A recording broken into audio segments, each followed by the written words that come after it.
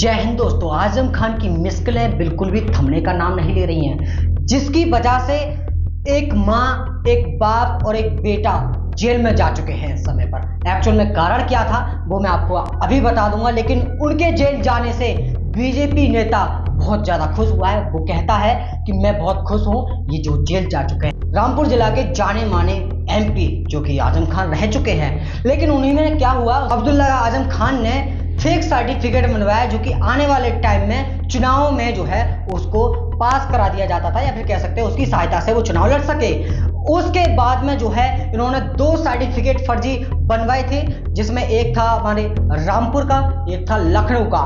जैसे ही अब इनकी शिकायत थाने में जाती है 2019 में, उस पर कोर्ट जो है कार्रवाई करने की सोचता है, लेकिन जो है उसको भी खारिज कर देता है, यानी कि स्टॉप कर देता है। उससे पहले एमपी एमएलए की कुछ जो है साजिश चल रही थी, उसी के खिलाफ जो है मतलब इनके लिए मुकदमा दर्ज कराया गया था, उसी की जमानत पर बात चल रही थी। लेकिन जैसे ही वो कोर्ट में गए भाई साहब, डायरेक्ट उनसे जमानती पेपर छीन लिए जाते हैं, तुरंत ही उन पर जो है कड़ी कार्रवाई करने का जो है आदेश दे दिया जाता है और तीनों को हिरासत में ले लिया जाता है। माँ, बाप, बेटे, तीनों को जो है हिरासत में ले लिया जाता है। जाते जाते वो कहते हैं कि मैं सच्चाई के साथ हूं और जनता मेरे साथ में है। यहीं पर जो है अखिलेश यादव कहते हैं कि मैं आजम खान के साथ हूं और ये जो कर रहे हैं बीजेपी के लोग वो गलत कर रहे हैं। मैं न्याय का बिल्कुल सही से साथ देने की कोशिश करूंगा।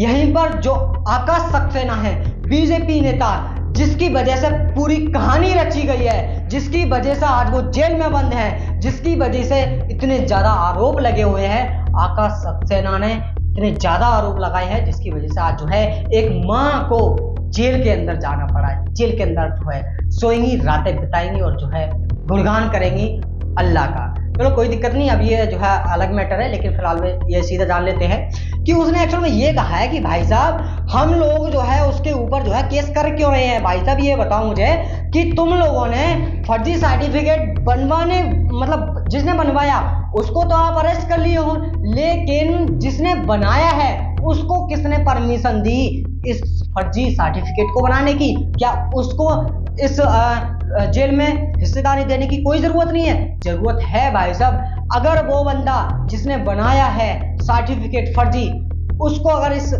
मामले में घसीट लिया जाता है, अब ये देखिए बीजेपी, अब यही से सीधा काम अगर आजम खान के साथ हुआ है, वहीं अगर बीजेपी नेता कुछ पिछले बार कर रहे हो तो ये जाहिर है ना, अगर वो बीजेपी के नेता के कर रहे हैं तो उनके लिए कुछ नहीं, आजम खान अगर कर रहा है तो इनके लिए एक जेल में डाल दिया जाता है। तो ये समझिए कि उनको अथॉरिटी ही क्यों देते हैं फर्जी सर्टिफिकेट बनाने की, ये भी तो उन लोगों को देखना चाहिए। तो ये थी पूरी कहानी इनके पीछे की जो आपको मैंने बताई है, और आप जो है जान सकते हैं कि भैया मैं तो आजम खान के साथ ही रहूंगा, क्योंकि भैया ये न्यायिक तौर पर देखा जाए तो ठीक ही है, और अन्यायिक तौर पर देखा जाए तो बीजेपी वालों के लिए गलत है। वो इसलिए भैया तुम एक्चुअल में उनके लिए अथॉरिटी क्यों दे रहे हो, क्योंकि तुम्हारे हाथ में ही सब कुछ है। ये अगर तुम अथॉरिटी ऊपर से डिजिटल मीडिया के तौर पर अगर आप अथॉरिटी जाहिर नहीं करोगे, सही दस्तावेजों को नहीं देखोगे, तो कैसे जो है संभाल पाओगे?